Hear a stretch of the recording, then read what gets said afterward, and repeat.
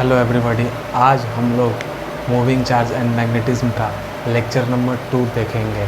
तो lecture number 1 में हमने क्या देखा था, सबसे पहले रिकैप कर देते हैं। तो बायोट सेवरेट लॉ पढ़ा था, जिसमें से ये एक वायर है जिसमें से करंट आई फ्लो कर रहा है। तो ये पूरा वायर की वजह से नहीं, केवल एक छोटा सा एलिमेंट डीएल की वजह से इस पी पॉइंट और ये पी पॉइंट पर जो मैग्नेटिक फील्ड आता था वो क्या आता था। तो पी पॉइंट पर मैग्नेटिक फील्ड डीबी जो आता था वो आता था म्यू नॉट अपॉन 4 पाई। पिछला लेक्चर में नीचे 4 पाई लिखना भूल गया था। Mu naught upon 4 pi I D D D L cross D L cross R position vector into R cube. अब इसी को मॉडिफाइड करके कैसे लिख सकते हैं, डी एल क्रॉस आर है। तो इसमें होगा क्या, डी एल क्रॉस आर में होगा क्या कि यहाँ पर D L R sine theta आ जाएगा और divided by 4 pi R Q आ जाएगा। ये आर से गया आर, तो आर स्क्वायर हो जाएगा। तो mu naught I D L sine theta upon 4 pi R square, ये होता है बायोट सेवरेट लॉ।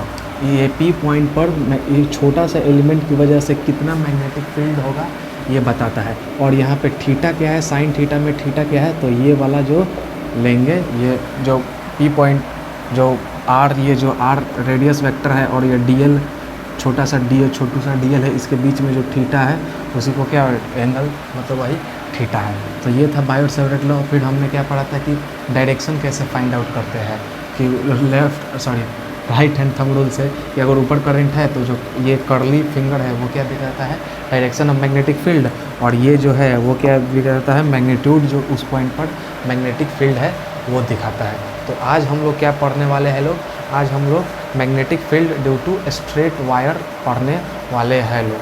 तो हेडिंग डाल लीजिए, magnetic field due to straight wire.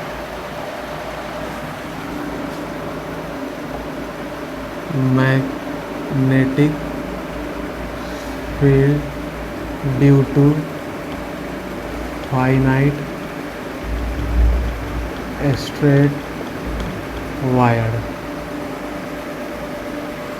कैसे मैग्नेटिक फील्ड, एक फाइनाइट स्ट्रेट वायर ले तो उसमें कैसे मैग्नेटिक फील्ड, उसका वैल्यू क्या होता है वो देखेंगे।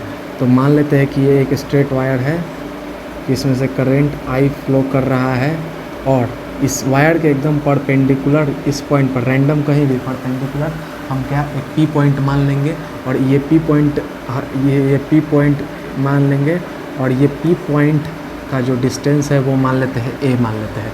तो यहाँ से एक ज्योमेट्री ड्रॉ करना पड़ेगा। तो यहाँ से एक ये वाला जो परपेंडिकुलर डिस्टेंस है वहाँ से एक φ1 मानेंगे एंगल, और इसके एकदम φ1 के अपोजिट डायरेक्शन में φ2 मानेंगे। φ1 के अपोजिट डायरेक्शन में क्या मानेंगे, φ2। ये एंगल φ2 है, ये और ऊपर वाला एंगल क्या है, φ1 है।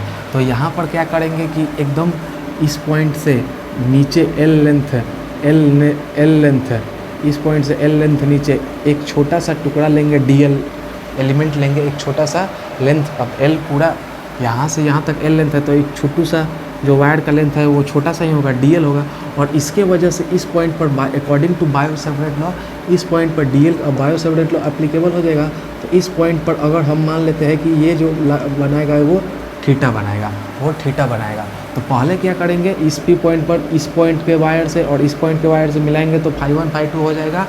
एल लेंथ नीचे आएंगे, डीएल जो है उसके वजह से वो जो एंगल होगा, वो जो इस पॉइंट पर एंगल बनाएगा थीटा होगा। तो अब ये जो छोटा सा एलिमेंट डीएल है, इसके वजह से बायोट सेवरेट लॉ अगर हम अप्लाई करते हैं, बायोट सेवरेट लॉ अप्लाई करते हैं तो लिखेंगे क्या, magnetic field at point P due to DL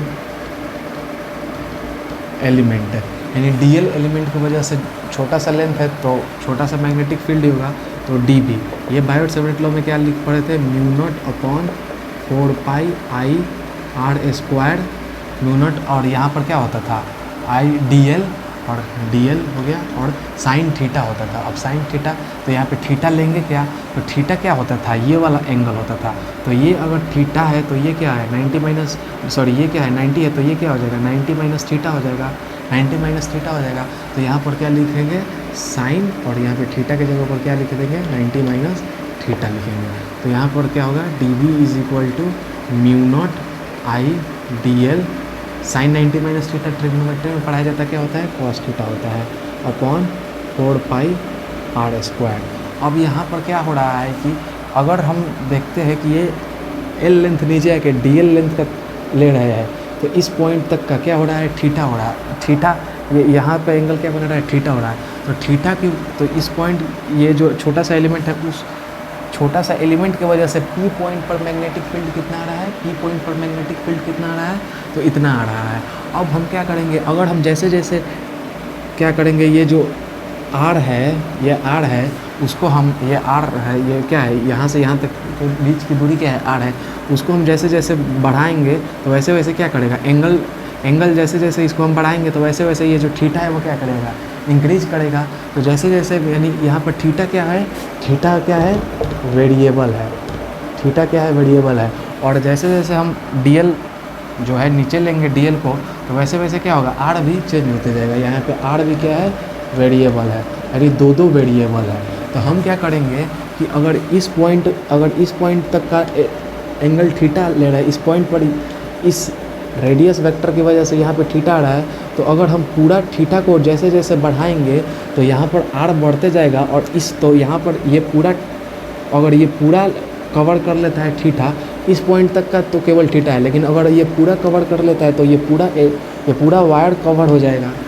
ये पूरा छोटा सा डी एल था, लेकिन अगर हम थीटा को इंक्रीज करेंगे यहाँ तक लाएंगे तो ये पूरा वायर कवर हो जाएगा यहाँ से यहाँ तक। तो वैसे ही अगर हम ये इधर side minus theta minus phi two मान लें और उधर साइड प्लस फाई टू मान लें, तो यहाँ से यहाँ तक माइनस फाई टू हो गया, यहाँ से यहाँ तक प्लस फाई टू हो गया।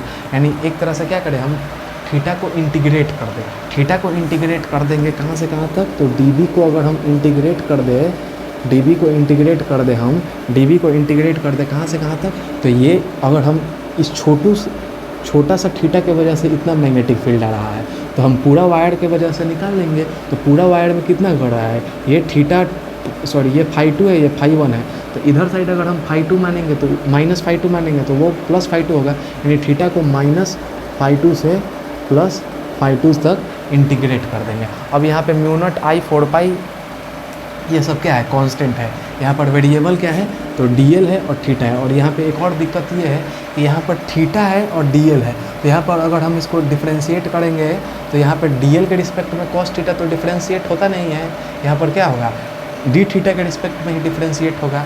तो यहाँ पर डिफरेंशिएट होगा तो यहाँ पर क्या होगा, इसके लिए क्या होगा सॉरी डी थीटा के रिस्पेक्ट में ही इंटीग्रेट होगा, डिफरेंशिएट थोड़ा करना है इंटीग्रेट करना है। तो माइनस फाई टू से प्लस फाई टू तक अगर हमको क्या करेंगे इंटीग्रेट कर देंगे तो हो जाएगा। तो यहाँ पर सबसे पहले डीएल को डी थीटा में कन्वर्ट करने का सोचेंगे, क्योंकि कॉस थीटा है तो कॉस थीटा अपने ही फंक्शन के साथ में इंटीग्रेट होगा या डिफरेंशिएट होगा।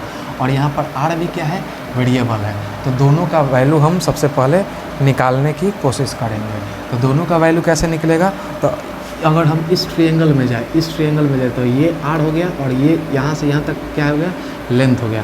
तो cos theta is equal to क्या होता है बेस अपॉन हाइपोटेनस। अब यहाँ पर बेस क्या है तो cos theta is equal to क्या हो जाएगा, यहाँ पर बेस क्या है तो बेस ए है और हाइपोटेनस क्या है आर है। तो आर इज इक्वल टू क्या होगा ए अपॉन कॉस थीटा हो जाएगा, आर इज इक्वल टू क्या होगा ए अपॉन कॉस थीटा हो जाएगा।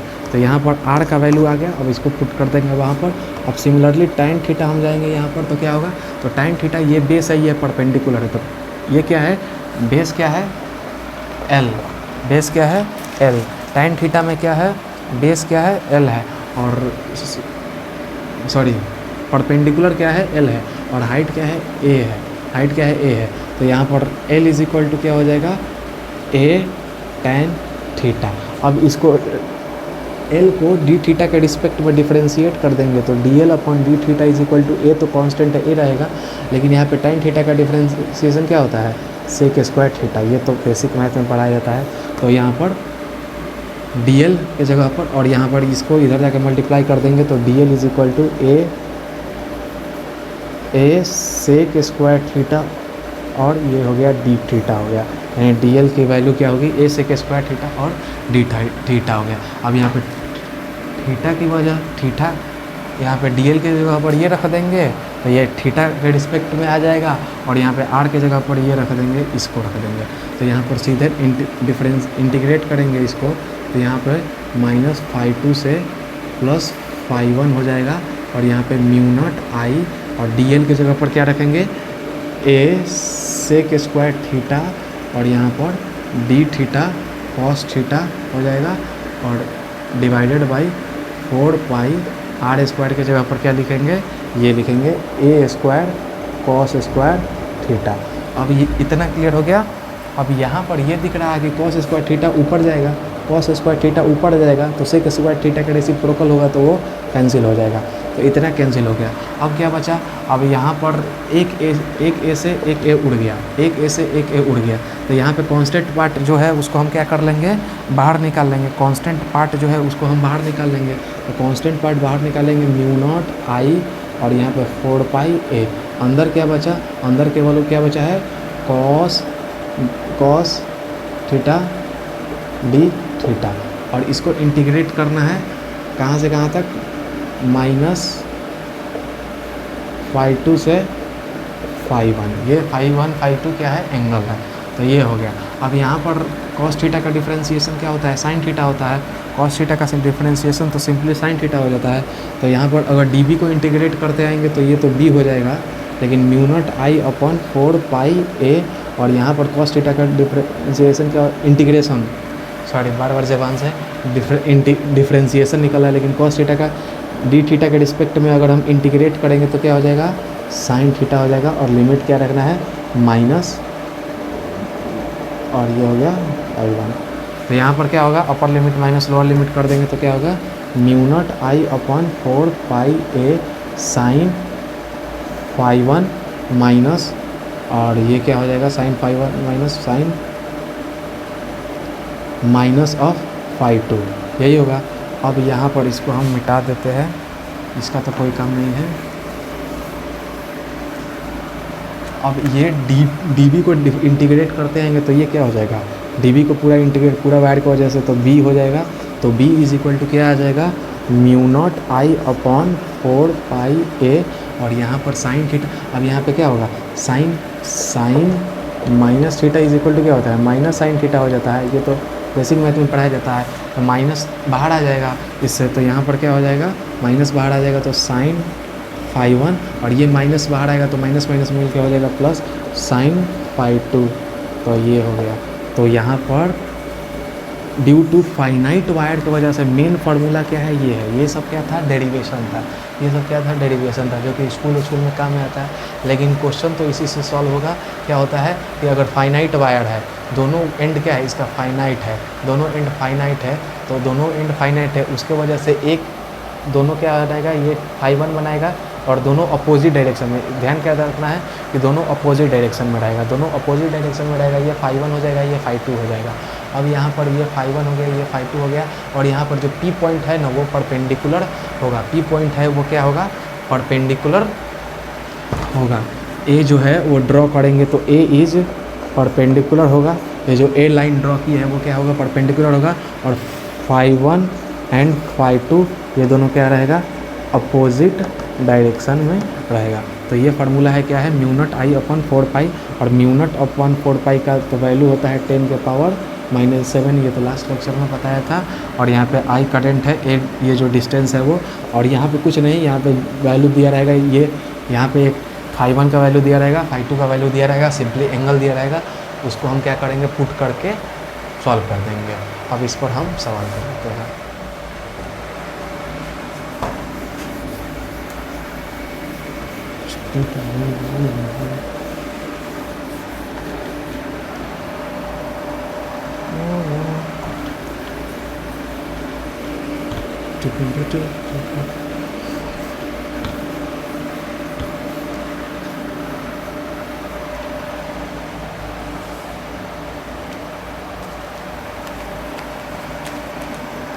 तो क्वेश्चन है पहला, ये एक वायर है जो कि फाइनाइट ही है, आई इज इक्वल टू है 2 एम्पियर, और यहाँ पर है ये पॉइंट P है जो इसके परपेंडिकुलर है वायर के, और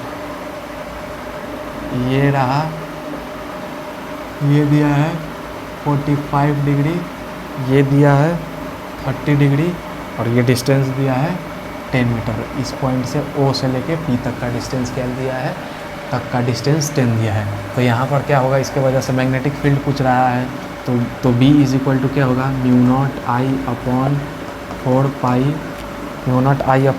पाई A, और यहाँ पर कुछ नहीं रखना है, साइन 45 का वैल्यू और प्लस साइन क्या होता है, sine theta plus sign theta 1 plus theta 2 हो जाता है, या फाई 1 प्लस फाई 2 हो जाएगा। तो यहाँ पे हो जाएगा 30 डिग्री। तो यहाँ पे क्या हो जाएगा, 10 की पावर -7, इस सब का वैल्यू, आई का वैल्यू क्या दिया है, 2 दिया है, और ए दिया है 10, और यहाँ पर साइन 1/√2 प्लस 1/2, और यहाँ पर इसका यूनिट टेस्ला हो जाएगा। तो ये हो गया, मैग्नेटिक फील्ड का यूनिट क्या होता है, टेस्ला होता है, या न्यूटन पर एम्पियर होगा, जो भी है। तो ये तो यूनिट अपना देख लीजिएगा। तो ये था भावना, मेन इसका सॉल्व उद्देश्य नहीं था, मेन था कि फार्मूला को पुट कराना था। अब एक और है कि ये एक स्क्वायर है जिसका लेंथ है, ये एक स्क्वायर है, तो क्वेश्चन नंबर 2 हो जाएगा। ये एक स्क्वायर है जिसका, अब स्क्वायर है तो इसका लेंथ क्या है, L है। अब L है और इसमें से करंट ऐसे फ्लो कर रहा है, ऐसे फ्लो कर रहा है। तो ये P पॉइंट पर आई, तो ये P पॉइंट पर P पर D का वैल्यू बताना है, P पर V का वैल्यू बताना है, B का वैल्यू यानी मैग्नेटिक फील्ड का वैल्यू बताना है। तो यहाँ पर अगर हम देखें तो ये, अगर हम राइट हैंड थंब रूल लगाए तो करंट अब इस पॉइंट पर करंट ऊपर जा रहा है, तो ये P पॉइंट पर क्या है, मैग्नेटिक फील्ड क्या है, अंदर है, तो क्रॉस लगा देंगे। अब इस पॉइंट पर क्या है, करंट इधर है, और P पॉइंट पर सेंटर पर क्या है, P सेंटर पर है, तो यहाँ पर बाहर की तरफ आ रहा है, इस पर भी क्या आ रहा है, बाहर की तरफ आ रहा है, इस पर भी क्या है, बाहर की तरफ है, इस पर भी क्या है, बाहर की तरफ आ रहा है। यानी ऐसा वेक्टर है, 4 वेक्टर है। मैग्नेटिक फील्ड क्या है, वेक्टर है जिसके पास मैग्नीट्यूड भी होता है, डायरेक्शन भी होता है। तो 4 वेक्टर है जिसका क्या है, इसको डायरेक्शन सेम में है, सेम डायरेक्शन जो है वो सेम डायरेक्शन में है। तो वहाँ पर क्या होगा, वो सेम ऐड हो जाएगा, तो ऐड हो जाएगा, नॉर्मली एल्जेब्रिक ऐड हो जाएगा। तो एक की वजह से निकाल लेंगे मैग्नेटिक फील्ड, चारों का लेंथ सेम है तो सिमेट्रिक है, चारों का लेंथ सेम है तो सिमेट्रिक है। तो चारों का जब लेंथ सेम है, सिमेट्रिक है, तो 4 से मल्टीप्लाई कर देंगे। तो एक की वजह से कितना होगा, अगर ये स्क्वायर है, तो ये टोटल लेंथ L है, ये टोटल लेंथ L है, तो ये भी लेंथ क्या होगा, L होगा, ये भी L होगा, ये भी L होगा। तो ये सेंटर पर, ये तो मिड पॉइंट, अब ये तो यहाँ से यहाँ तक का क्या हो जाएगा, L/2 हो जाएगा। ये पूरा यहाँ से सेंटर तक का डिस्टेंस, क्योंकि पूरा L था तो बीच का क्या होगा, L/2 हो जाएगा। अब ये स्क्वायर है तो ये 90 डिग्री होगा, अब ये स्क्वायर है तो ये 45 डिग्री होता है, तो ये भी 45 हो जाएगा, ये भी 45 हो जाएगा, यहाँ पर 45 दिख रहा है। हाँ, तो ये 45 यानी खाने का मतलब है, अगर हम सीधा तरीके से बनाएं तो ये पॉइंट P है, अगर हम इसको जोड़ें तो ये हो जाएगा 45 डिग्री, ये हो जाएगा 45 डिग्री, और इन दोनों के बीच का जो डिस्टेंस है वो क्या है, L/2 हो जाएगा, L/2 हो जाएगा, क्योंकि पूरा L है तो ये बीच का क्या होगा, L/2 हो जाएगा। तो बस आ गया। अब एक की वजह से B1 लिख लेते हैं, कितना है, म्यू नॉट आई अपॉन 4 पाई, और यहाँ पर क्या है, D की जगह पर क्या रखेंगे, L/2, और यहाँ पर साइन 45 प्लस साइन 45 हो जाएगा, क्योंकि दोनों 45 है। तो B1 इज इक्वल टू क्या आ जाएगा, ये 2 ऊपर जाएगा तो क्या हो जाएगा, 2 म्यू नॉट आई अपॉन 4 पाई। अब ये गया 2, और यहाँ पर क्या हो जाएगा, L, अब साइन 45 1/√2 प्लस 1/√2 हो गया 1। तो ये आएगा एक की वजह से। अब इसमें हम मल्टीप्लाई कर देंगे, कितना से मल्टीप्लाई कर देंगे, 4 से, तो 4 mu naught I upon 2 pi L 1/√2 plus 1/√2, ये क्या आ गया, पूरा चारों वायर की वजह से आ गया। तो ये था, क्या था, ये दोनों क्या था, ये भी फाइनाइट सा और फाइनाइट था, तो इसके वजह से ऐसे कुछ इस प्रकार का सिमेट्री बना के, अब चारों वायर क्या है, सिमेट्री है, तो चारों वायर सिमेट्री है, तो क्या होगा, सब ऐड हो जाएगा, और सबका डायरेक्शन भी सेम है। देख, राइट हैंड थंब रूल लगाएंगे तो सबका डायरेक्शन भी सेम है, तो ऐड हो जाएगा। तो इसके वजह से ये आ गया, और ये कहाँ की तरफ आया, ये इस एक की वजह से बाहर की तरफ आ रहा है तो डॉट लगा देंगे, डॉट लगा देंगे तो चारों की तरफ से लगता है, चारों की तरफ, चारों में बाहर की तरफ आएगा तो सिंपली डॉट लगा देंगे। डॉट मतलब क्या है, बाहर आ रहा है, तो इसको नोट करिए। तो हमारा जो नेक्स्ट क्वेश्चन है वो क्या है, ये क्या है, इक्विलैटरल ट्रायंगल है, और इसमें क्या है, इक्विलैटरल ट्रायंगल है, और इसमें ध्यान क्या देना है कि और इसका लेंथ जो है वो L है। इक्विलैटरल ट्रायंगल है और तीनों साइड का लेंथ क्या है, L है, और इसमें P पॉइंट पर मैग्नेटिक फील्ड पूछ रहा है। तो सबसे पहले अगर हम डायरेक्शन की बात करें तो इधर करंट है तो ये क्या है, सेंटर पर अंदर की तरफ है, इधर करंट है तो सेंटर पर अंदर की तरफ है, इधर करंट है तो सेंटर पर क्या है, अंदर की तरफ है। तो इसमें सारा तीनों की वजह से क्या है, अंदर की तरफ आ रहा है, लेंथ भी सेम है, सिमेट्री मेंटेन है, तो क्या है होगा, तो तीनों को ऐड कर देंगे। तो वही बात है कि एक को निकाल लेंगे और तीनों को क्या कर देंगे, 3 से मल्टीप्लाई कर देंगे, तो तीनों की वजह से आ जाएगा। तो यहाँ पर सबसे पहले अगर हम वायर 1 है क्या ये, तो B1 निकालेंगे तो यहाँ पर ये हो गया। तो अगर ये क्या है, इक्विलैटरल ट्रायंगल है, तो ये मिलाएंगे तो ये अगर पूरा 60 होता है तो ये हो जाएगा 30 डिग्री, ये हो गया 90, तो ये हो गया 60। तो सिमिलरली इधर भी क्या हो जाएगा, ये हो जाएगा 60 डिग्री, क्योंकि ये 30 हो गया, ये 90, तो ये हो गया 60 हो गया। तो यहाँ पर क्लियरली दिख रहा है, इस पॉइंट से मिला है, ये पॉइंट P पॉइंट पर 60 हो रहा है, इस पॉइंट पर मिला है, ये पॉइंट पर 60 हो रहा है। तो लगा देंगे फार्मूला μ0I/4 पाई। अब यहाँ पर क्या है, ये परपेंडिकुलर डिस्टेंस होता है, ये जो यहाँ पर L होता है या A होता है वो क्या होता है, परपेंडिकुलर डिस्टेंस होता है। तो अगर ये पूरा L है तो इस पर परपेंडिकुलर बाइसेक्टर गिरा रहा है, तो ये क्या हो जाएगा, L/2 हो जाएगा। और अगर हम ये A मान लें तो A मान लें तो ये क्या हो जाएगा, A अगर हम इसको मान लेते हैं तो A के लिए क्या करना पड़ेगा, अगर हम tan 30 लगा रहे हैं, tan 30 लगा रहा है, A कैसे निकलेगा, ये परपेंडिकुलर डिस्टेंस कैसे निकलेगा। तो अगर हम tan 30 लगा रहे हैं तो tan 30 क्या होता है, परपेंडिकुलर अपॉन हाइपोटेनस होता है, और ये उधर जाएगा तो A निकल जाएगा। तो A इज इक्वल टू क्या हो जाएगा, tan 30 और tan 30 इंटू L/2 हो जाएगा। tan 30 का वैल्यू क्या होगा, tan 30 का वैल्यू होता है कितना, tan 30 का वैल्यू क्या होता है, 1/√3 होता है, और 1/√3 L/2, यानी L/2√3 हो गया। ये A डिस्टेंस क्या है, L/2√3। तो यहाँ पर A के जगह पर क्या रखेंगे, L/2√3, और यहाँ पर क्या हो जाएगा, sin 60, और ये हो जाएगा sin 60। तो एक की वजह से आया इतना, तो 3 की वजह से B नेट कितना आ जाएगा, B नेट क्या हो जाएगा, B1 + B2 + B3 हो जाएगा। तो यहाँ पर 3 इंटू सिंपली क्या है, तीनों तो सेम ही है, ये तीनों सेम है, तो ये क्या हो जाएगा, 3B हो जाएगा। तो एक की वजह से कितना आया, एक की वजह से आया इतना, 3 की वजह से इतना आ जाएगा, μ0I/4 पाई, और यहाँ पर L/2√3, इसको सॉल्व कर लीजिएगा।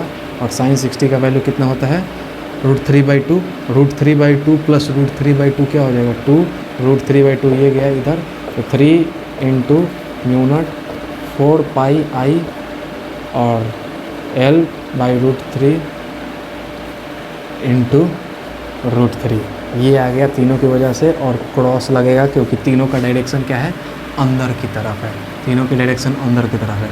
एक और इम्पॉर्टेंट कॉन्सेप्ट बोल लीजिए या क्वेश्चन बोल लीजिए, बात एक ही है। इसमें करना क्या है कि एक ये वायर है, आई बिछा दिए है, आई है, और इस पॉइंट P पॉइंट पर अगर इस वायर का लेंथ कितना है, L है, और P यहाँ से सेंटर से, इस वायर के सेंटर से और P पॉइंट की दूरी के बीच में A है, तो इस वायर है यहाँ से लेकर यहीं तक, बस यहाँ से यहाँ तक है वायर। तो ये P पॉइंट तक क्या होगा, P पॉइंट पर मैग्नेटिक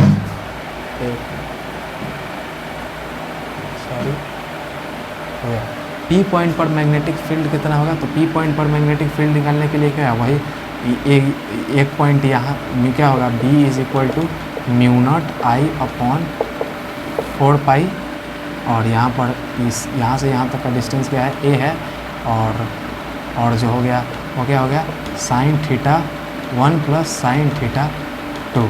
अब sin θ1 + sin θ2, अब θ1 θ2 कहाँ से लेते थे, वायर के दोनों एंड से लेते थे। तो यहाँ से यहाँ तक का जो एंड है, इस एंड से P पॉइंट का बीच में एंगल कितना है, 0 है, तो ये भी 0 है और ये भी 0 है। तो 0 + 0 0, क्योंकि इस एंड से भी और इस पॉइंट तक का जो एंगल है वो जीरो है, इस एंड से भी इस तक का एंगल क्या है, जीरो है, तो ये जीरो तो दोनों जीरो हो गया कट कटा के, यानी b is equal to zero हो गया। यानी पॉइंट क्या लिखेंगे कि अलोंग द स्ट्रेट वायर जो मैग्नेटिक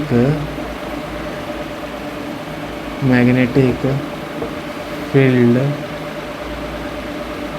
जो होता है वो क्या होता है, इज जीरो। कोई सा भी, ये अगर एक स्ट्रेट वायर है और इस पॉइंट के अबाउट, ये हो गया P पॉइंट और ये हो गया Q पॉइंट, तो P पर भी जीरो होगा और Q पर भी मैग्नेटिक फील्ड जीरो होगा, क्योंकि अलोंग जो होता है, along the wire magnetic field क्या होता है, जीरो होता है। इतना क्लियर है। तो अब चलते हैं, अब इस पर एक क्वेश्चन कर ले, अलोंग द वायर जीरो होता है, इस पर आगे करेंगे क्वेश्चन। तब तक एक और मैग्नेटिक फील्ड ड्यू टू, अभी क्या पढ़ रहे थे हम लोग, फाइनाइट वायर, अब क्या पढ़ेंगे, magnetic field due to infinite wire. Infinite wire की वजह से मैग्नेटिक फील्ड का वैल्यू क्या होता है, तो कुछ नहीं, वहाँ पे θ1 और θ2 दोनों को क्या कर लिया जाता है, 90 ले लिया जाता है। अब यहाँ पर इस वाले कॉलम में पढ़ेंगे magnetic field due to infinite wire, और इधर क्या पढ़ेंगे, magnetic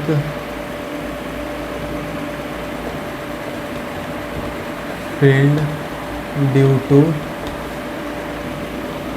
semi infinite wire. Magnetic field due to infinite wire, magnetic field due to semi infinite wire, यानी यहाँ पर ये वायर जो है वो इन्फिनिटी की तरफ अब जा रहा है और ये वायर भी क्या जा रहा है, दोनों तरफ से क्या जा रहा है, इन्फिनिटी जा रहा है। यानी अब इसके परपेंडिकुलर डिस्टेंस यहाँ पर P पॉइंट बनाएंगे, यहाँ पे P पॉइंट बनाएंगे, तो इस P पॉइंट पर मैग्नेटिक फील्ड क्या होता है, तो स्ट्रेट वायर की वजह से मैग्नेटिक फील्ड कैसे लिखा जाता है, μ0I/4πA। अब तो ये अगर ये A है तो A लिखेंगे, L है तो L लिखेंगे, जो लेंथ है सिंपली L क्या है, A क्या है, लेंथ है, और यहाँ पर साइन θ1 साइन, और यहाँ पर साइन θ2 हो जाता है, यही होता है। तो यहाँ पर देखने वाली बात ये है कि θ1 θ2 कैसे लेंगे, क्योंकि अगर इस पॉइंट पर रहता, इस पॉइंट से इस पॉइंट इतना ही वायर रहता, तो यहाँ पर ऐसे मिला देते और θ1 θ2 ले लेते थे। लेकिन ये क्या जा रहा है, इन्फिनिटी की तरफ जा रहा है, तो यहाँ पर रहता तो ये यहाँ तक का थीटा लेता, यहाँ पर आता तो यहाँ तक का थीटा लेता, यहाँ पर आता तो यहाँ तक का थीटा लेता, लेकिन अब वो इन्फिनिटी की तरफ जा रहा है, तो ये क्या आ जाएगा, ये भी कुछ 90, ये पूरा परपेंडिकुलर ये जो हो जाएगा, ये उसको पकड़ने के लिए कुछ इस तरह हो जाएगा, 90 डिग्री का हो जाएगा। यानी यहाँ पर इनफाइनाइट वायर में जो तो इधर भी नीचे की तरफ पूरा इनफाइनाइट जा रहा है, तो इस पॉइंट पर रहता तो ये थीटा हो जाता, इस पॉइंट पर रहता, यहाँ से लेते हैं लोग तो ये थीटा हो जाता, लेकिन वो इनफाइनाइट जा रहा है तो नीचे उसको पकड़ने के चक्कर में ये भी परपेंडिकुलर हो जाएगा। तो यहाँ पे θ1 भी 90 ले लेते हैं और यहाँ पे θ2 भी 90 लेते हैं, दोनों 90 ले लेंगे। तो यहाँ पर इनफाइनाइट वायर की वजह से क्या आएगा, तो B is equal to μ0I/4πA sine 90 plus sine 90 हो जाता है।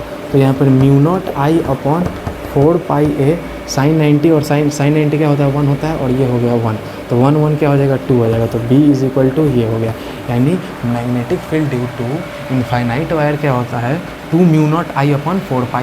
अब ये व्हाट हो गया, 2 हो गया, तो यहाँ से क्या हो जाएगा, μ0I/2πA, ये हो गया magnetic field due to infinite wire.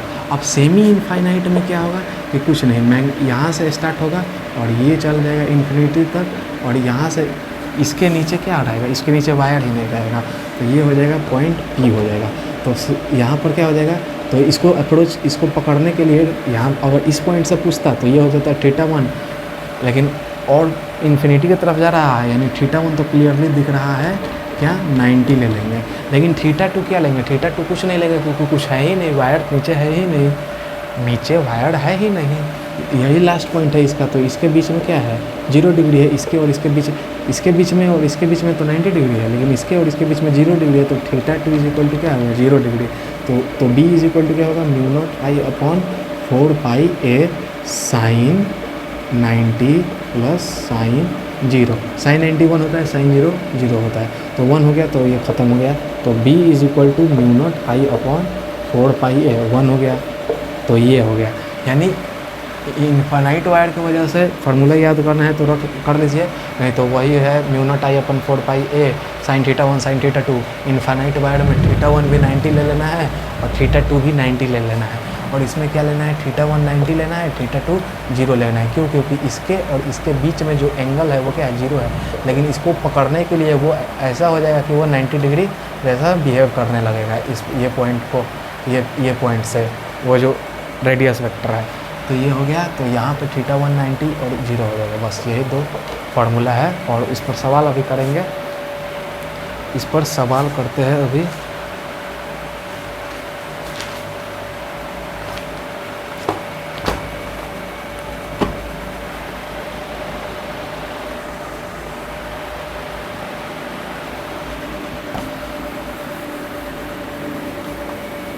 इन सब जो पढ़े उन पर 2-4 सवाल लगा लेते हैं।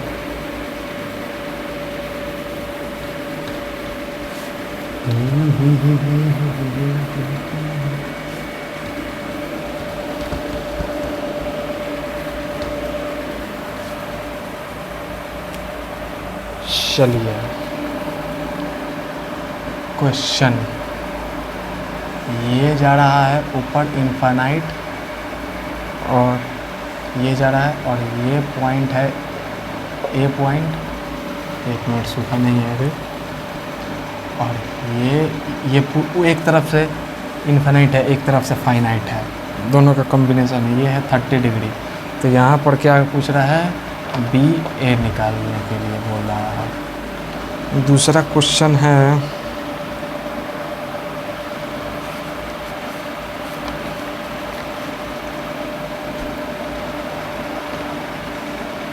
ये फाइनाइट है और एकदम बस यहीं पे हो गया, ये हो गया, ए पॉइंट हो गया, ये एक एंड है एक वायर का, ये एक एंड है। इस सबसे नीचे वाला से परपेंडिकुलर डिस्टेंस ए पॉइंट पर और डिस्टेंस दूरी पर ये हो गया 53 डिग्री, और यहाँ से कुछ करंट ऐसे फ्लो कर रहा है। तो यहाँ पर बी एट ए निकालना है।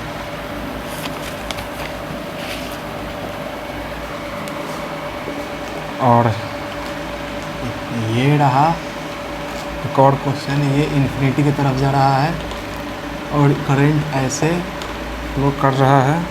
ये हो गया -a,0 और ये हो गया 0,0।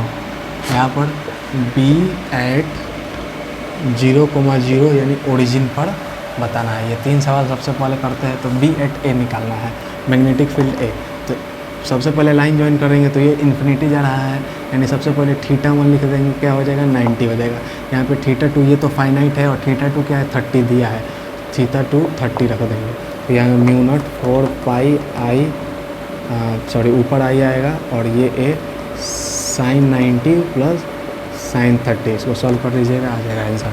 अब यहाँ पर क्या है, नीचे तो कोई वायर है ही नहीं, एकदम नीचे वाले पॉइंट से ही परपेंडिकुलर डिस्टेंस 8 डिस्टेंस दूरी पर ए पॉइंट पर मैग्नेटिक फील्ड पूछ कर दिया है। तो यहाँ पे θ1 हो जाएगा 53 डिग्री और θ2 हो जाएगा 0 डिग्री। म्यू नॉट 4 पाई आई अपॉन ए की जगह पर यहाँ पर क्या दिया है, डिस्टेंस r दिया है, और यहाँ पर साइन 53 और ये हो जाएगा साइन 0 हो जाएगा। अब मैग्नेटिक फील्ड ओरिजिन पूछा है, तो यहाँ पर वो वाला कॉन्सेप्ट लगेगा कि अलोंग द वायर क्या होता है, मैग्नेटिक फील्ड 0 होता है। तो यहाँ पे 2 वायर है, तो दोनों वायर की वजह से मैग्नेटिक फील्ड आएगा। एक ऐसे करंट जा रहा है, इसमें आई गया और उसमें भी उधर से आई चला गया। तो यहाँ पर इस वायर की वजह से सबसे पहले मैग्नेटिक फील्ड निकालेंगे। तो इस वायर की वजह से मैग्नेटिक फील्ड ओरिजिन पर, तो यहाँ पर मिलाएंगे लाइन, तो यहाँ पर क्या आ जाएगा, θ 0 डिग्री आ जाएगा, क्योंकि यहाँ पर ये हो जाएगा इसका एक पॉइंट और ये हो गया इसका दूसरा पॉइंट। तो θ1 भी क्या होगा 0 डिग्री आएगा, θ2 भी क्या आएगा 0 डिग्री आएगा, उस पॉइंट से तो 0 डिग्री ही बना रहा है। तो यानी एक बार में तो ये क्या हो जाएगा, इसके वजह से वायर 1 हो गया, ये वायर 2 हो गया। तो वायर 1 की वजह से तो मैग्नेटिक फील्ड 0 आ गया, वायर 1 की वजह से मैग्नेटिक फील्ड 0 आ गया, लेकिन वायर 2 की वजह से मैग्नेटिक फील्ड 0 नहीं आएगा। 4 वायर टू थीटा 1 हो जाएगा 90 डिग्री। क्यों? क्योंकि वो इन्फिनिटी तक जा रहा है, लेकिन नीचे कोई वायर है ही नहीं। इसके निचले वाले पॉइंट से ही परपेंडिकुलर डिस्टेंस दूरी ये 0,0 यानी ओरिजिन पर क्या पूछ दिया है, मैग्नेटिक फील्ड पूछ दिया है, यानी थीटा 2 क्या हो जाएगा 0 डिग्री हो जाएगा, यानी ये हो गया 0 और ये हो गया प्लस। अब ये क्या होगा, अंदर की तरफ होगा। यहाँ पर क्या होगा, यहाँ पर भी अंदर की तरफ होगा। यहाँ पर भी अगर इसमें से करंट ऐसे फ्लो कर रहा है तो ये भी क्या होगा, अंदर की तरफ होगा। यहाँ पे क्रॉस लगा लेंगे, वो तो डायरेक्शन अंदर बाहर राइट हैंड थंब रूल से निकाल लेंगे, और ये इसके कारण अंदर की तरफ मैग्नेटिक फील्ड होगा। अब निकालेंगे कैसे इसको, तो निकालेंगे कैसे, तो थीटा 1 आ गया और थीटा 2 आ गया, तो ये तो इसके वजह से 0 हो गया, तो बात ख़त्म हो गया। अब यहाँ पर क्या होगा, म्यू नॉट आई अपॉन 4 पाई, और इसके बीच इस वायर से इसका परपेंडिकुलर डिस्टेंस क्या है, ये -1,0 पर है, ये 0,0 पर है, यानी जाहिर सी बात है कि ए डिस्टेंस दूरी है। माइनस से थोड़े लिखेंगे क्योंकि डिस्टेंस निगेटिव नहीं होता है। तो ये हो गया ए, ये हो गया ए। अब यहाँ पर क्या होगा, साइन 90 प्लस साइन 0, तो यहाँ पर क्या हो जाएगा 0 प्लस म्यू नॉट आई 4 पाई ए, और साइन 90 1 हो जाएगा, और साइन 0 तो 0 हो जाएगा। तो क्या सही है, आंसर मैच कर लेते हैं। तो यहाँ पर बिल्कुल सही है। तो ये आ गया, और ये क्रॉस आएगा अंदर की तरफ आएगा, अंदर की तरफ आएगा, यानी क्रॉस लिख लीजिए, या अंदर की तरफ आ जा रहा है, प्लेन के अंदर जा रहा है, यानी माइनस के कैप भी लिख सकते हैं। इसमें भी माइनस के कैप हो जाएगा, और इसमें भी माइनस के कैप होगा। एक और क्वेश्चन इस पर बेस्ड आता है क्या, कि अगर ये हो गया वायर, और इस पॉइंट पर पी पॉइंट पर ये अगर बना रहा है 60 डिग्री, ये वाला एंगल 60 डिग्री बना रहा है, और पूरा वायर नहीं है, इतना ही वायर है, यहाँ तक का वायर है, और दूसरा ये पहला एंड बना रहा है 60 डिग्री पर, और दूसरा एंड इधर से ही बना रहा है कितना डिग्री पर, 30 डिग्री पर। ये दूसरा एंड है और ये पहला एंड है। पहला एंड तो 60 डिग्री बना रहा है, दूसरा एंड क्या बना रहा है, 30 डिग्री बना रहा है। तो इन सब सवाल में क्या किया जाता है, इन सब सवालों को बस देखते ही बन जाएगा। अब इसमें एक लॉन्ग मेथड होता है।